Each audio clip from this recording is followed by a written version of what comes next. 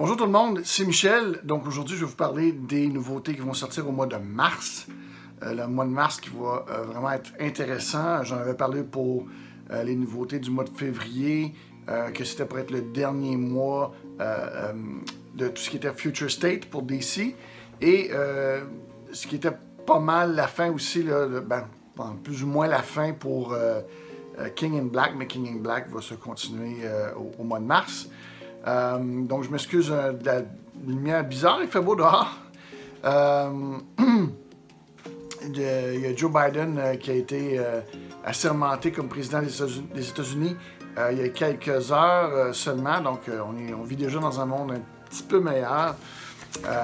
Et bon, c'est avec ce côté très positif que je vais vous parler du mois de mars.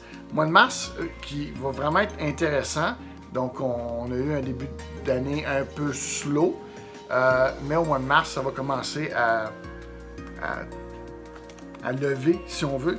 On va avec Image Comics, Nocterra de Scott Snyder et Tony S. Daniels, qui sont très connus pour avoir travaillé sur Batman. Donc, ça se passe 10 ans après que le monde soit plongé dans une nuit éternelle qui transformera toute créature en ombre monstrueuse. Donc, le seul moyen de survivre est de demeurer près d'une source artificielle de lumière. Et Valentina, dite Val Riggs, transporte des passagers et cargos à bord de son 18 roues super illuminé. Fait penser un petit peu à le film avec Vin Diesel. J'ai oublié le titre, là, mais est-ce que, bon... il était dans le soleil se couche, puis là, toutes les bébites sortent. Un petit peu comme ça. Donc, il faisait son personnage, c'était Riddick, là, mais j'ai oublié le titre du film. The Dark Horse Comics, Orphan and the Five Beasts, le numéro 1 d'une série de 4, écrit par James Stokos. Donc, piqué par la mort de son maître, piqué à vif, là. Orphan Mo part à la recherche de 5 anciens disciples et tente de les éliminer avant qu'ils ne corrompent le pays avec leur pouvoir démonique. C'est un genre de récit kung-fu épique. Donc, une entrée de Dark Horse qui semble vraiment intéressante. De IDW, Star Wars The High Republic Adventures numéro 2. Donc, j'en avais parlé le mois passé que Star Wars Adventures... même si ça semble être à prime abord un look plus pour les jeunes, demeure quand même canon. Et on va avoir quand même des first appearances donc pour les mordus de Star Wars importants. Je viens d'apercevoir qu'on voit l'ombre de caméra. En parallèle avec Marvel, IDW donc continue de développer l'univers de la Haute République et on sait peut-être un petit peu plus, on voit un peu plus dans le mystère des Nihil. De IDW toujours, Lock and Key, le Key House Compendium. Donc je parle pas beaucoup si on veut les compendiums ou les omnibus, si on veut ces compilations-là. Mais si vous avez manqué la série Lock and Key, IDW vous offre les 6 volumes en un seul ouvrage. Donc, il y avait imprimé 6 trade paperback. Donc, en un seul ouvrage, c'est un hardcover de 976 pages pour 125 $. C'est quand même un bon deal. De Dynamite, James Bond, Agent of Spectre. Donc, le numéro 1. Très intéressant de Dynamite. Donc, c'est une guerre civile qui est interne chez Spectre, qui est les vilains du monde de James Bond. Un membre américain tente de prendre le contrôle de l'organisation en éliminant Ernest Stavro Blofeld. Et celui-ci ne peut faire confiance à personne dans son entourage. Il recrute donc James Bond pour s'occuper d'elle, parce que la membre de Spectre qui veut l'éliminer, c'est une femme. Donc, Blofeld menace la vie de Felix Leiter, ami de James Bond, pour obtenir sa coopération. James Bond, lui, acceptera pour utiliser cette opportunité-là, justement, pour détruire Spectre une fois pour toutes. Ce qui est intéressant dans ce récit-là, c'est que le Blofeld est vraiment inspiré du Blofeld qui était décrit dans les romans de Ian Fleming. Un Blofeld qui n'était pas le bonhomme avec son chat, puis non, c'était pas Dr. Evil. C'est vraiment quelqu'un plus près, je dirais, du Kingpin que du Blofeld qu'on a vu dans les films et sa caricature naturellement là, qui était Dr. Evil. De Boom Studios, Proctor Valley Road, le numéro 1, de Grant Morrison et Alex Child. C'est une série de 5 numéros. C'est une nouvelle série d'horreur dans le genre Scooby-Doo, sans le chien, qui raconte l'histoire de 4 amis qui investiguent les mystérieux monstres qui hantent Proctor Valley Road. Donc, c'est une nouvelle série de Grant Morrison, donc ça promet, avec un look un peu plus pour les jeunes, mais quand même, c'est du Grant Morrison. Firefly, Brand New Verse numéro 1 de Josh Lee Gordon, une série de 6 numéros. Donc, ça se passe 20 ans après la série Firefly. Donc, Serenity voyage à travers l'univers avec un nouveau capitaine. C'est Emma, la fille de Wash et Zoé. L'ancien équipage poursuit chacun leur propre destinée. Puis Emma, elle, a une toute nouvelle équipe de maladaptés qui pourrait amener la Serenity en conflit avec l'Alliance. Encore. Donc, on sait que la première équipe de Serenity, c'était pas mal ça, des maladaptés. Et on continue dans cette veine-là, mais avec une nouvelle generation. Donc, c'est quasiment comme Firefly, The Next Generation. Pour faire un petit clin d'œil à Star Trek. The Princess, toujours de Boom Studio, The Princess Who Saved Herself. C'est un original graphic novel, un hardcover, de Greg Pak, qui écrit beaucoup pour Marvel, et Jonathan Coulton. Et c'est illustré par Takeshi Miyazawa. Donc, vraiment, un bel ouvrage, super cute. Déjà, j'aime le titre. The Princess Who Saved Herself, ça fait Girl Power. Donc, moi, j'ai une petite nièce là, de 10 ans, là, donc c'est certain que je pense à elle pour ça. Donc, pour les fans de T-Dragon Society et Zita de Space Girl, ou tout simplement fans d'une petite fille indépendante qui a un serpent comme animal de compagnie et qui joue du rock'n'roll toute la journée. Donc, un beau livre à offrir à votre petite princesse. À Blaze, on a Maria Lovett, Eros Psyche numéro 1 de Maria Lovett. Maria Lovett qui vraiment devient un auteur qui prend de plus en plus place au niveau des BD. Donc, The Rose, qui est une école pour filles, et Le Paradis pour Sarah et Silje. Mais si on vous prend à briser les règles, vous courez le risque d'être expulsé ou tué. En classe le jour et jeter des sorts le soir. Donc, c'est une histoire d'amour, de magie et de tragédie. Je pense que c'est elle qui avait écrit Fateless, si je ne me trompe pas. The Aftershock, Undone by Blood, le numéro 1. De Lonnie Nadler et Zach Thompson. Donc, c'est dans les années 30. Silvano Luna Del Rio travaille comme postier et n'a qu'un gun et un roman western comme possession. Il décide de se venger de la société qui a tout pris de lui. Donc, il a volé tout ce qui lui appartenait, tout ce qui était lui. Donc, il décide de se venger en volant le premier gratte-ciel à l'ouest du Mississippi, ou en faisant un vol dans le premier gratte-ciel à l'ouest du Mississippi. Donc, suivez son épopée en parallèle avec celle du pistolero Solomon Eaton, qui est le personnage principal de son roman western.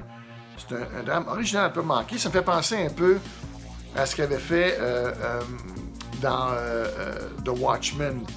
Donc, on sait qu'il est le plus grand graphic novel qui ait jamais écrit. Donc, Alan Moore écrivait son histoire qui se passait là, avec Dr. Manhattan et compagnie. Et en parallèle, il y avait un personnage qui lisait une bande dessinée sur une histoire là, d'un... je sais pas si c'était l'histoire d'un pirate. Bon, c'est l'histoire d'un navire et tout. Donc, il y avait comme genre 2 histoires parallèles. C'est un peu le même principe. De A.W. Upshot, naturellement, on ne peut pas se passer d'en parler. Chariot numéro 1 de Brian Edward Hill et Priscilla Petraitis. Donc, le Chariot était une arme secrète de la guerre froide sous forme d'un muscle car super vitaminé. Donc, il a disparu dans l'océan et il y a des décennies, avec l'agent même, l'agent secret à bord. Donc, un petit criminel découvre le muscle car et s'apercevra assez rapidement que la voiture est contrôlée par la conscience de l'agent décédé. Donc, un genre de Knight Rider à la 2021. De Black Mask Studios, Destiny New York numéro 1 de Pat Chan et Manuel Petrano. Donc, Logan, au début de la vingtaine, a déjà atteint son potentiel comme magicienne lorsqu'elle tombe en amour avec la fille d'une famille de mystiques du crime et met justement la sécurité de l'école de magie en péril avec cette relation-là. Donc, c'est une histoire d'amour, de magie et de trouver sa place dans le monde avec un pied fermement ancré dans la réalité. Un cover A et B qui sont connecting cover et un cover C de Terry Moore. Donc, des super beaux covers aussi. The Humanoids, Count, graphic novel de Ibrahim Mustafa. C'est une version sci-fi du Comte de Monte Cristo. Donc, accusé à tort de trahison, Rexham Samoun s'échappe et découvre une cache d'argent grâce à son compagnon de cellule mourant. Donc, avec cette fortune, il assouvrira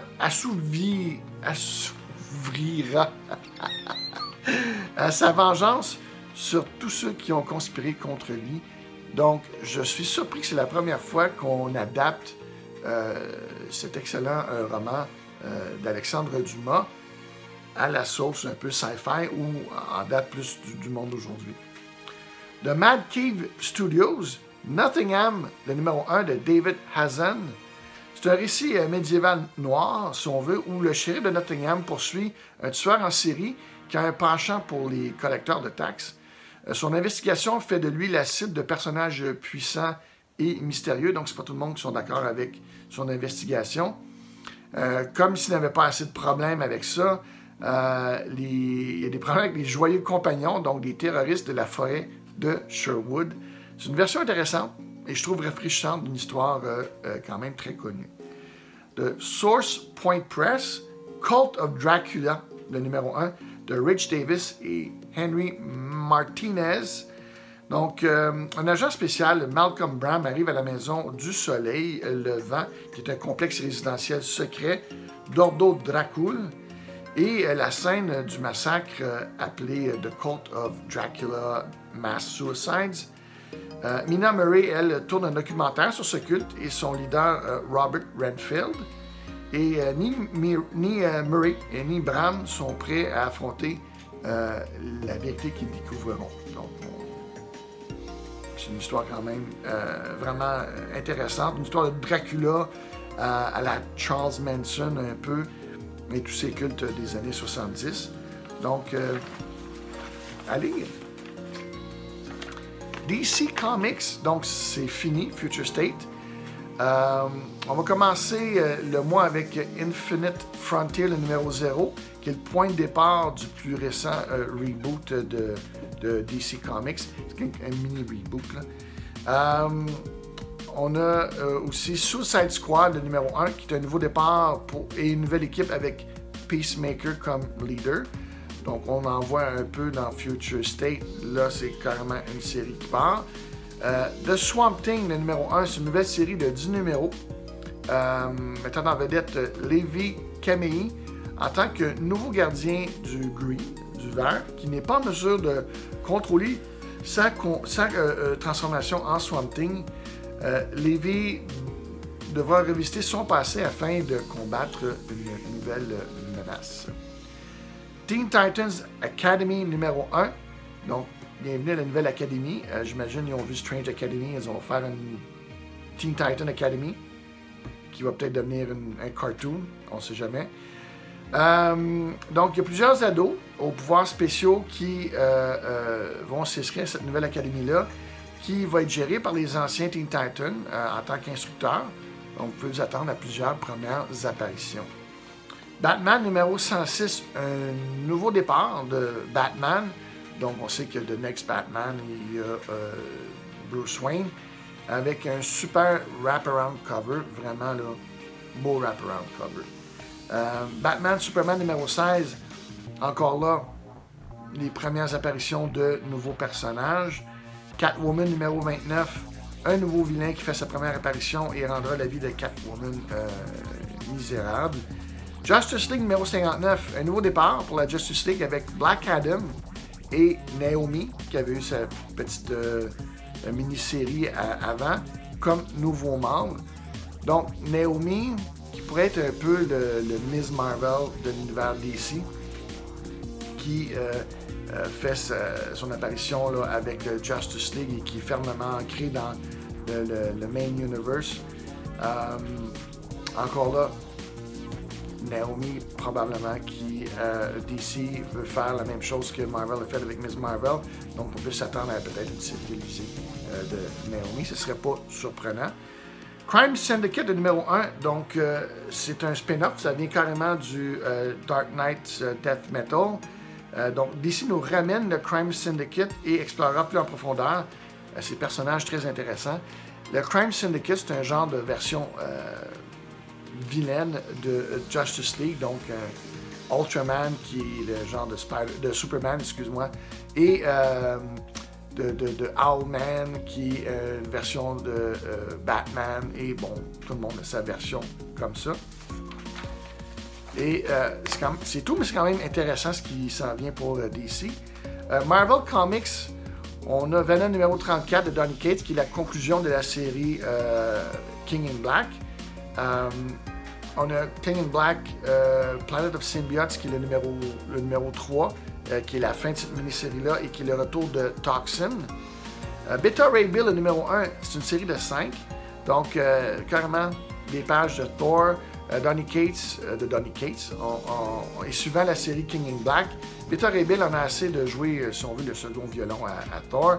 Et avec la destruction de son marteau Stormbreaker, il se cherche une nouvelle arme et une nouvelle destinée. Donc, j'ai l'impression qu'on veut faire quelque chose de vraiment unique et d'intéressant avec le personnage de Beta Ray Bill. Donc, c'est un nouveau départ pour notre héros. Alien numéro 1. Donc, on sait qu'Alien a passé de Dark Horse à Marvel. Pauvre Dark Horse, ils ont perdu Star Wars, ils ont perdu Alien, Predator. Je sais pas ce qui va leur rester. Donc, c'est écrit par Philip Kennedy Johnson et illustré par Salvador Larroca, qui à un moment donné avait vraiment dessiné la série de Darth Vader. Donc, c'est le transfert de la franchise d'Alien de Dark Horse à Marvel, qui, on espère, insufflera une autre dimension à cette saga d'horreur de l'espace. Une superbe série de covers. J'ai vraiment hâte de lire cette série-là. On a Black Knight, Curse of the Ebony Blade, le numéro 1. Une série de 5 numéros. Donc, suite à la bataille de King in Black, on a un Dane Whitman revigoré qui doit confronter un nouvel ennemi. Et son épée d'ébène est la clé pour le défaire. Pour le battre, pas le défaire. Okay. Donc, Marvel ramène The Black Knight à l'avant-plan, j'imagine, en prévision de la sortie du prochain film Eternals du MCU. Dans lequel le Black Knight, justement, va faire son apparition. The Trials of Ultraman, numéro 1, j'en parle uniquement parce qu'il y a un superbe cover de Peach Momoko. C'est une illustration à la japonaise, vraiment, qui convient parfaitement à Ultraman et qui met en valeur, justement, les origines de Ultraman. Silk, numéro 1, une série de 5 numéros. Donc, reporter de jour et héroïne de nuit. Ces deux mondes qui semblent séparés se confondent dans une investigation d'une nouvelle vilaine avec son chat démon qui tente de faire sa place dans le monde interlope de New York City. Donc, alerte! Première apparition! On a aussi Captain America Anniversary Tribute numéro 1, donc Cap a 80 ans, et une panoplie d'artistes se réunissent pour moderniser ses origines et celles du Red Skull. Donc, un nouveau look, si on veut, sur les débuts de Captain America. Intéressant. Demon Days, X-Men numéro 1. Donc, c'est écrit et illustré par Peach Momoko. Donc, on est habitué de Peach Momoko de voir ses covers. Là, on va voir ses covers et l'intérieur qui va être fait par elle aussi. Il y a un variant cover de J. Scott Campbell aussi, pour ceux qui sont les gros fans de J. Scott Campbell. C'est les X-Men réimaginés, si on veut, dans le Japon médiéval, en combattant des démons. Le premier numéro met en vedette une nouvelle version de Psylocke/Quanon, donc intéressant. X-Men numéro 19, alerte, première apparition au pluriel. On voit des nouveaux personnages sur le cover, ils n'en disent pas grand-chose sur ce qui se passe à l'intérieur, mais déjà qu'on voit des nouveaux personnages sur le cover, encore un numéro qui pourrait être clé. Des fois, ces numéros-là, avec des nouveaux personnages, prennent un certain temps avant que le personnage fasse sa place. Son bon exemple, Deadpool. Deadpool, ça a pris vraiment quelques années avant que ça décolle. Ça a pris un bon auteur là, qui l'a vraiment transformé en Deadpool qu'on connaît. Mais dans ces X-Men-là, j'ai l'impression qu'on va avoir ces nouveaux personnages-là un peu plus rapidement dans l'univers de Marvel de façon régulière. Avengers, Curse of the Man-Thing, le numéro 1, écrit par Steve Orlando. Donc, si on parle d'un vétéran, c'est Orlando.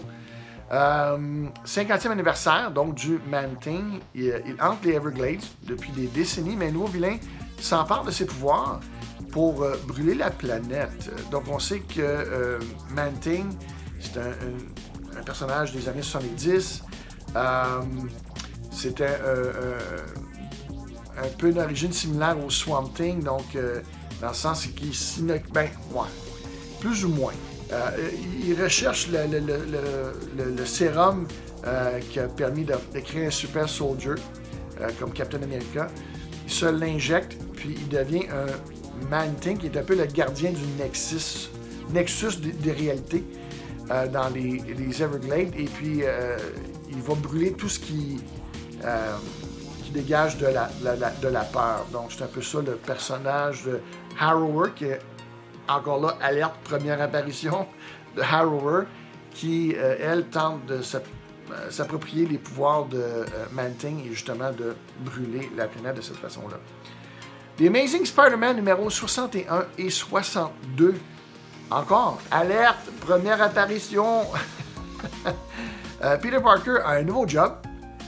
Et Spidey a un nouveau look. Donc, dans le numéro 61, on a un cameo. Et dans le numéro 62, on a le first full appearance, même sur le cover, du nouveau costume de Spider-Man. Donc, tenez-le vous pour dit. The Union numéro 4, encore alerte, première apparition. Donc, une nouvelle recrue se joint à l'équipe. Il s'appelle Bulldog. Donc, c'est un team, j'espère qu'il va avoir sa série régulière de Union, qui est une équipe de super-héros de l'Angleterre. Marvel numéro 6, numéro 6 de 6, superbe variant cover du Silver Surfer par Lee Bermejo. Donc, ceux qui sont des fans de Lee Bermejo ou du Silver Surfer, tentez vraiment d'obtenir ce cover-là. Et pour terminer, Star Wars Legends, The Old Republic Omnibus Volume 1. C'est un hardcover qui collectionne Star Wars Knights of the Old Republic numéro 1 à 50 et quelques autres ouvrages parus sous Dark Horse et maintenant introuvables et hors prix, surtout vraiment hors prix. Là, on parle là, des centaines de dollars pour chaque numéro dans beaucoup de cas. Une belle occasion donc pour les amoureux de Star Wars et une belle lecture pour ceux qui sont attirés par le monde de High Republic ou le monde vraiment là, pré-Star Wars qu'on connaît et vraiment The Old Republic et plus de bataille entre les Sith et les Jedi dans ces numéros-là. Donc, seulement 125$ US, ça vaut la peine. Merci beaucoup pour votre temps et je vous souhaite vraiment d'avoir un beau mois de mars, d'une belle lecture. Et n'oubliez pas de collectionner prudemment.